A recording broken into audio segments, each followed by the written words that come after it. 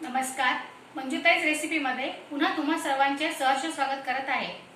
आज मी तुम्हाला खानदेशातली पाटोड्याची भाजी जी स्पेशल आहे ती कशी सोप्या पद्धतीने करायची ते शिकवणार आहे। तर चला मग आपण पहिले पाटोड्याच्या भाजीसाठी लागणाऱ्या साहित्याची पहिले पाहणी करू। त्याच्यासाठी 1 वाटी मी बेसन पीठ घेतलेलं आहे, 1 वाटी जवळपास कांदा घेतलेला आहे, म्हणजे मध्यम आकाराचे 3 ते 4 कांदे घ्यावेत। 1 वाटी पाणी घेतलेलं आहे। तेल हे मी अंदाजानुसार घेतलेलं आहे। 1 वाटी जवळपास कोथिंबीर घेतलेली आहे, छोटी वाटी, आणि छोटी अर्धी वाटी खोबऱ्याचा खीस घेतलेला आहे। मीठ हे स्वादानुसार घ्यायचं आहे। गरम मसाला घेतलेला आहे आणि 8 ते 10 पाकळ्या लसूण घेतलेला आहे। आणि हा मसाल्याचा डब्बा आहे, याच्यामध्ये तिखट, मीठ, हळद सगळं आहे। हे पण मी याच्यामध्ये वापरणार आहे। तर चला मग मी गॅसवर कढई ठेवलेली आहे। तर याच्यामध्ये आपण पहिले पाटोड्याच्या भाजीसाठी लागणारा मसाला भाजून घेऊ। सर्वप्रथम खोबरं भाजून घेऊया। खोबरं भाजताना त्याच्यामध्ये आपण थोडंसं तेल टाकणार आहोत।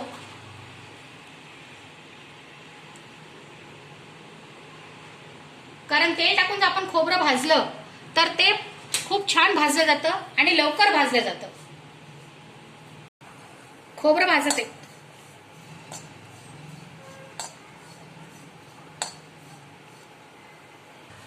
खोबरं आपण एवढं भाजायचं, याच्यापेक्षा कमी भाजलं ना तर भाजीला कलर चांगला नाही येत। त्याच्यासाठी खोबरं अशा पद्धतीचं भाजून घ्यावं। आता आपण कांदा, लसूण हे 2 मी भाजून घेते। कांदा आणि लसणासाठी सुद्धा आपल्याला थोडंसं तेल टाकून भाजायचं आहे।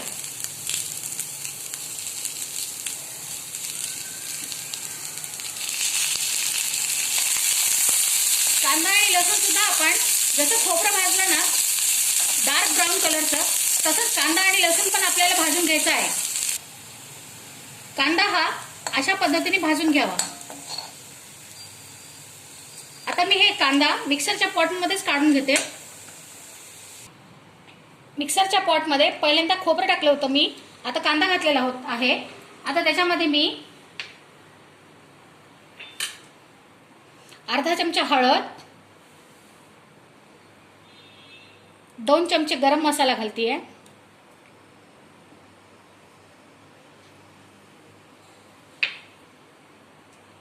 कोथिंबीर घालायची, तिखट मी 1 चमचा घालते, आणि मीठ मी चवीनुसार घालते। आता हा मसाला थंड होतो तोपर्यंत मी तुम्हाला बेसनच्या वड्या कशा बनवायच्या हे तुम्हाला शिकवते। कढई गरम झालेली आहे, त्याच्यामध्ये मी ह्या चमच्याने 2 चमचे तेल टाकते।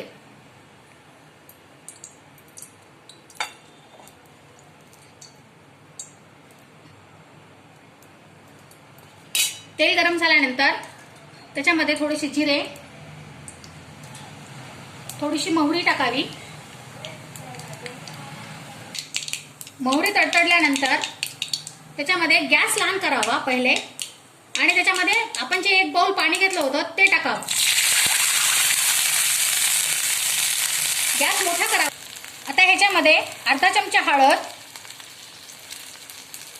तिखट पण अर्धा चमचा टाकेन, आणि मीठ चवीनुसार घालावं। ह्याच्यामध्ये पण बरेच जण आपण हे घालू शकतो, लसूण मिरचीचं वाटण, पण त्याच्याने काय होईल, भाजी खूपच तिखट होईल। त्यासाठी मी एवढंच घालते। याच्यात पाण्याला चांगली उकळी आलेली आहे, तर जे आपण 1 कटोरी पीठ घेतलं होतं ते पीठ मी आता याच्यामध्ये हटत आहे। चमचा हा सारखा हलवत राहावा, जेणेकरून की पिठाच्या गुठळ्या होणार नाहीत।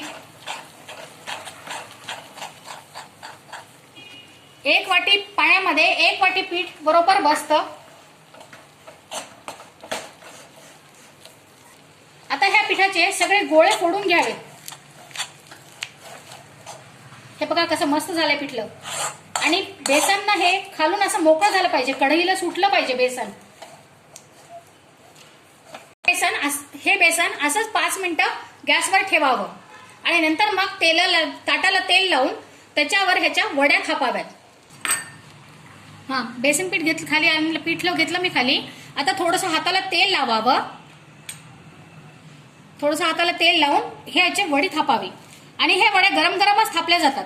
थंड झालं ना की हे पिठलं घट्ट होऊन बसतं.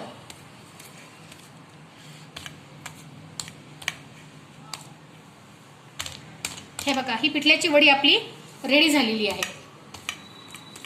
थोडंसं थंड झाल्यानंतर याला आपण कापून घ्यावं.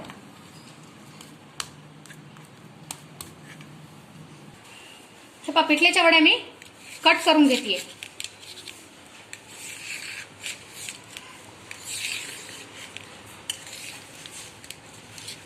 पिठल्याची वडी ना साधारणतः एवढी जाड करावी, म्हणजे जेणेकरून की ती रस्सामध्ये जेव्हा आपण टाकतो तेव्हा ती विरघळणार नाही. हे बघा, मिक्सरने काढलेला मसाला असा दिसेल. कोथिंबीर घातल्यामुळे मसाला थोडासा काळपट दिसतो, पण त्याच्याने चव छान येते आणि तेल पण छान सुटतं भाजीला. त्याच्यासाठी कोथिंबीर ही मसाल्यातच घालावी.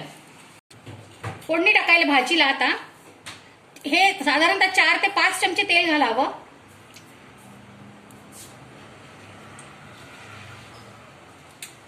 तेल चांगलं गरम झाल्यानंतर त्याच्यामध्ये आपण जिरे आणि मोहरी घालूया.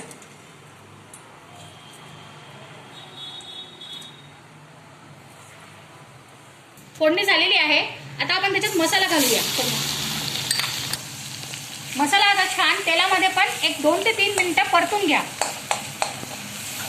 मसाला छान परतून झालेला आहे, तर त्याच्यामध्ये आपण आता या ग्लासाच्या साईजने 2 ग्लास पाणी टाकणार आहोत.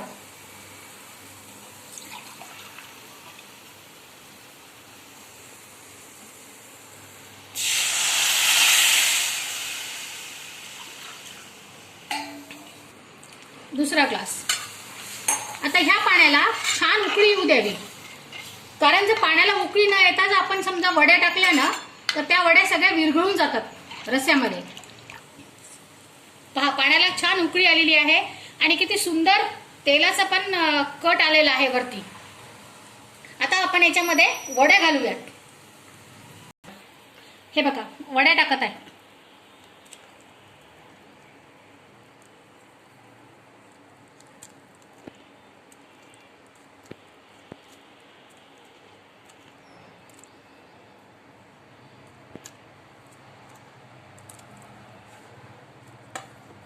ह्या वड्या टाकण्यात झाल्यानंतर 2 ते 3